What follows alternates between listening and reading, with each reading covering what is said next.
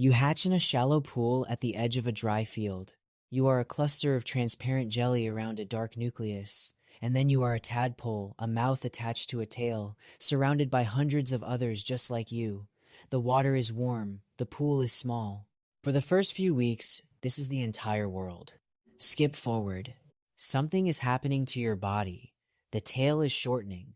Limbs are forming from tissue that was serving a different purpose 2 weeks ago. Your lungs are developing while your gills are still working. You are not transforming, the word is too clean. You are dissolving and rebuilding simultaneously, running 2 different body plans at once until one of them wins. You climb out of the water on 4 legs. The air hits your skin differently than water does. You breathe for the first time with lungs that have been waiting your whole life to be used. You are a frog now, and a frog is a very good thing to be. Your eyes sit high on your skull, positioned to give you nearly 360 degrees of vision without moving your head. Your eardrums are visible as flat discs on the sides of your face. You process sound through skin and bone as much as through the drums themselves. Your legs can launch you over a meter from a standing position in less than 100 milliseconds, which is fast enough that whatever you're jumping away from has not finished deciding to move yet. And your tongue. Your tongue is the thing. It fires faster than your own nervous system can consciously track the decision to fire. The tip is soft and coated in a saliva that functions like a reversible adhesive. It deforms around the surface of prey on contact, grips it, and retracts. The entire sequence happens in less time than a human eye blink. What your tongue touches, your mouth has before your brain has finished registering the strike. For your size, you are extraordinarily difficult to catch and extraordinarily good at catching. Skip forward. You learn to hunt the way all frogs learn. Something moves. Your tongue fires. If it connects, you eat. Your brain runs one rule. Small thing moves, strike. Large thing moves, leave. The system is fast, unconscious, and almost always correct. You work the edge of the field in the late afternoon. The sun is low, lighting the dry grass from the side in long, flat shadows. You have eaten 3 times today. A cricket, 2 flies. Something soft and slow near the base of a rock that didn't have time to identify itself before it was gone. You don't make mistakes at this. You have not missed at close range in days. You wait, you read movement, you fire, you eat. You are very good at this. There is something on the ground 40 centimeters ahead of you, something small. It is moving, not flying, not jumping, twitching. The antennae sweep left, then right. The jaws open and close slowly. It sways a little to one side and corrects. It moves the way things move when they are struggling, when they cannot escape, when they are exhausted and slowing down and easy. The right size, the right distance, the right behavior. Every signal your hunting system was calibrated to read is reading clean. Your brain completes the calculation before you know it has started. Output. Strike. Your tongue fires. Here is what happens in the 200 milliseconds after that.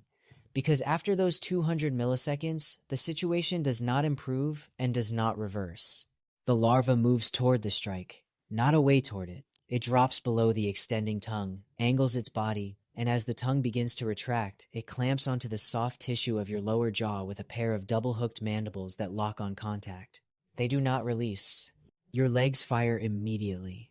A full jump, a hard landing in the dry grass 2 feet away. The larva is still attached. You jump again, longer, landing at the base of a low rock, and drag your face across the stone surface. The hooks hold. You try again. You scrape. You roll. Your legs are among the most powerful relative to body size of any land animal alive. None of it changes the position of those hooks by a millimeter. This is the thing. What is on your jaw right now is not confused. It is not there by accident. It did not stumble into a confrontation with you. The twitching antennae, the slow jaw movements, the careful lateral swaying, all of it was a performance. Built, refined, inherited, instinctive, performed before you arrived, performed specifically around the trigger mechanism of your tongue. The Epomis larva has one food source. Not frogs when other things are scarce. Not frogs sometimes. Only amphibians. Only frogs and toads and salamanders. It has never eaten anything else. Every adaptation it carries, the lure behavior, the dodge angle, the hooked mandibles, exists for this moment, for you specifically. It was born, knowing your tongue was coming. It was born knowing how to be there when it arrived. Skip forward.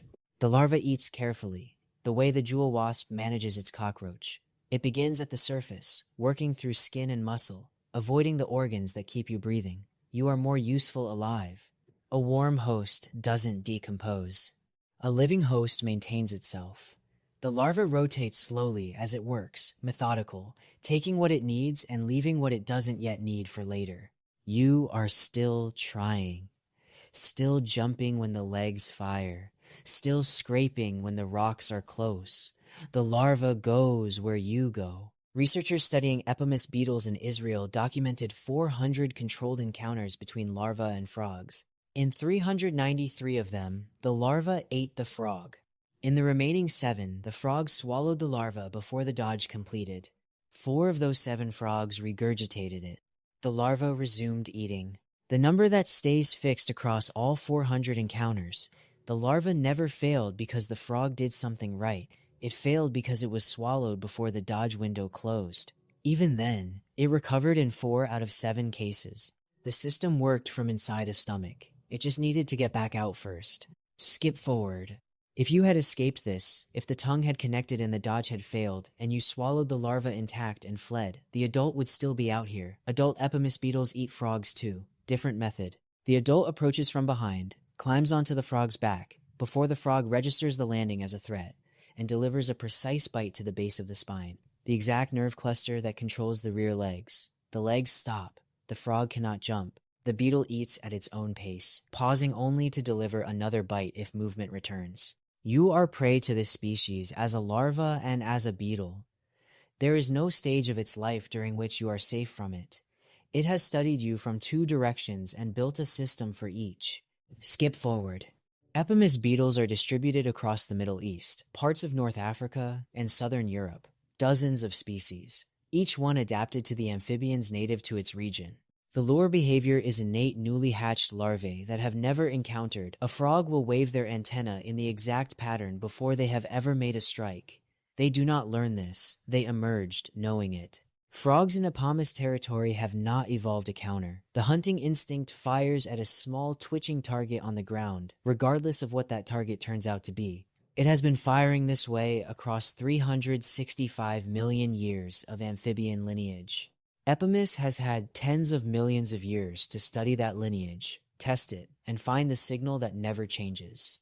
It found the tongue. There are 7,000 species of frog alive on Earth today. They have outlasted ice ages, mass extinctions, the rearrangement of continents, the rise and fall of everything that came before them. They are on every landmass that receives rain. The oldest known frog fossil is 250 million years old. Your design has outlasted almost everything that has ever tried to end it. But your design includes one line that cannot be rewritten. Small thing moves, strike it. That line is too deep. It is the center of how you eat, how you survive, how you have always survived. Epomis didn't find a flaw. It found the center of your design and built a performance around it. Somewhere on a patch of dry ground at the edge of a field right now, there is a larva twitching its antennae in a pattern it was born knowing. There is a frog 40 centimeters away. Its brain is running the same calculation it has run correctly 1,000 times. The late afternoon light is flat and warm. The larva sways slightly to the left. Output, strike. There's another animal out there that finds itself in a trap built perfectly around the one thing it was designed to do. Trust me, it's wild. Check out the video and see for yourself.